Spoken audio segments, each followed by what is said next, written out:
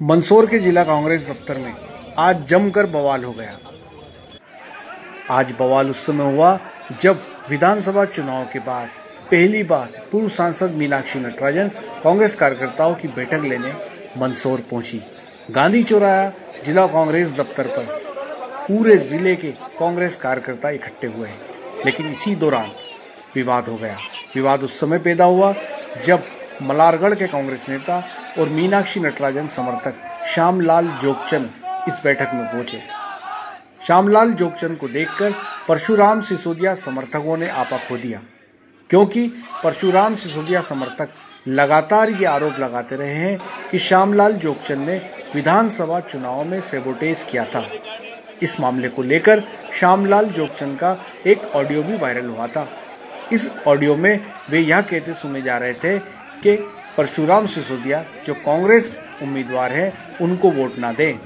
तभी से श्यामलाल जोगचंद और परशुराम के बीच एक रार पनप रही थी।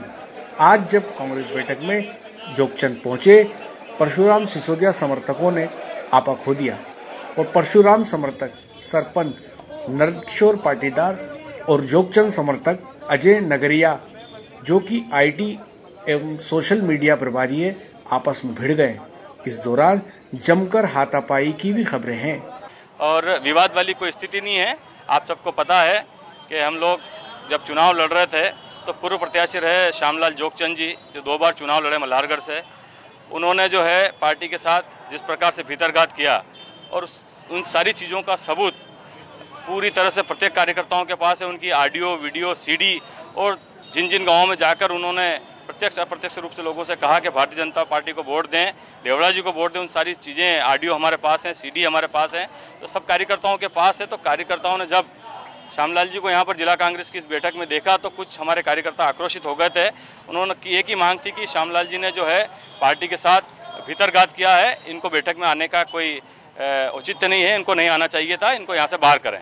और सबकी ये मांग थी सर्वानुमति से कि इनका निष्कासन पार्टी से 6 वर्ष के लिए किया जाए। मेरे सामने तो ऐसे कोई मामले नहीं आए हैं और अगर कहीं कोई ऐसा मामला होगा तो हम उनको दोनों को समझाइश करेंगे कि भविष्य में इसकी पुनरावृत्ति जो मामला था मलारगढ़ विधानसभा को लेकर के आरोप लगे हैं कि भीतरघात हुआ है, और मैं ये सारी बातें पार्टी फोरम के भीतर करने की है और पार्टी फोरम के भीतर करने वाली बातों का मैं सार्वजनिकरण करना उचित नहीं समझती। उस पर मैं कोई टिप्पणी नहीं करूँगा। मंदसौर जिला कांग्रेस दफ्तर में जो हंगामा चल रहा है उस पूरे मामले पर बातचीत करने के लिए हमारे साथ मौजूद है मंदसौर के वरिष्ठ पत्रकार नरेंद्र धनोतिया। आइए उनसे बात करते हैं क्या है पूरा मामला। नरेंद्र, बताएं मंदसौर के जिला कांग्रेस दफ्तर में इस समय क्या चल रहा है?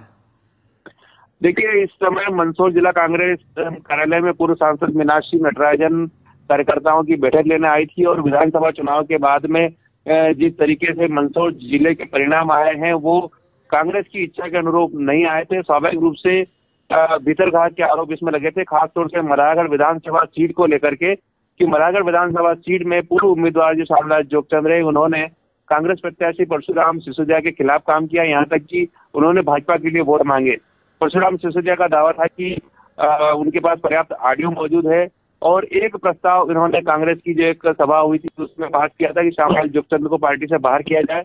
कुछ कार्यकर्ताओं ने इसी मीनाक्षी नटराजन की उपस्थिति में ऑब्जेक्शन लिया है कि श्यामलाल जोगचंद को पार्टी से बाहर करना चाहिए, ये किस हैसियत से यहाँ है। इसी बात को लेकर के हंगामा वहां पर हुआ है और मारपीट हुई है। मारपीट के बाद में मीनाक्षी नटराजन ने खुद को एक कमरे में बंद कर दिया और वो किसी तरह से मामले से बचना चाह रही थी, लेकिन मीडिया ने आखिर में उनसे बात की। उनका कहना है कि पार्टी का अंदरूनी मामला है, मैं इस बारे में कुछ नहीं कहना चाहती। नरेंद्र, आप वरिष्ठ पत्रकार हैं और जिस सामने जो है लोकसभा चुनाव दिख रहे हैं और जिस तरह कांग्रेस के अंदर गुटबाजी देखने में आ रही है और आज हालात इतने बेकाबू हो गए कि कांग्रेस के कार्यकर्ता मीनाक्षी नटराजन समर्थक आपस में भिड़ गए, तो क्या लगता है आपको आने वाले लोकसभा चुनाव के मद्देनजर कितना बुरा असर पार्टी के संगठन पर पड़ सकता है?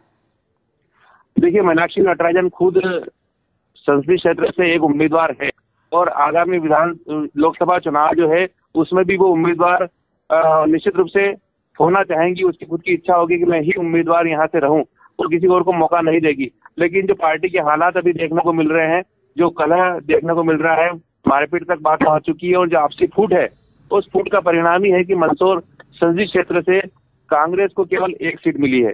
तो यही हालात जब रहने वाले हैं तो लोकसभा चुनाव में कैसे फतेह होगी ये कहना मुश्किल है। नरेंद्र, आपने एक खास बात और बताई कि जब हंगामा चल रहा था, जब मारपीट चल रही थी, तब पूर्व सांसद नटराजन ने खुद को कमरे में बंद कर लिया। तो कितनी देर तक वो बंद रही? और इस पूरे मामले में चूंकि वो वरिष्ठ नेता थी तो उनको बीच बचाव करना चाहिए था। जी बिल्कुल, बीच बचाव करना चाहिए था और अभी भी वो बचाव की मुद्रा में ही है। वो मीडिया से यही कह रही है कि मैं पार्टी के अंदर का मामला है और मुझसे तो किसी ने शिकायत करी नहीं, जबकि जिस कार्यकर्ता के साथ मारपीट हुई है उसने खुद मीडिया से कहा कि मेरे साथ मारपीट हुई है। तो कुल मिलाकर के कांग्रेस की जो लड़ाई है वो सार्वजनिक हो चुकी है, लेकिन कांग्रेस इस मामले को दबाना चाहती है और कहीं न कहीं से जो पार्टी के अंदर का कलह है वो उसे बाहर नहीं आने देना चाहती है। धन्यवाद नरेंद्र। ये थे वरिष्ठ पत्रकार नरेंद्र धनोतिया, जिन्होंने हमें मौके से पूरे मामले पर विस्तृत जानकारी दी।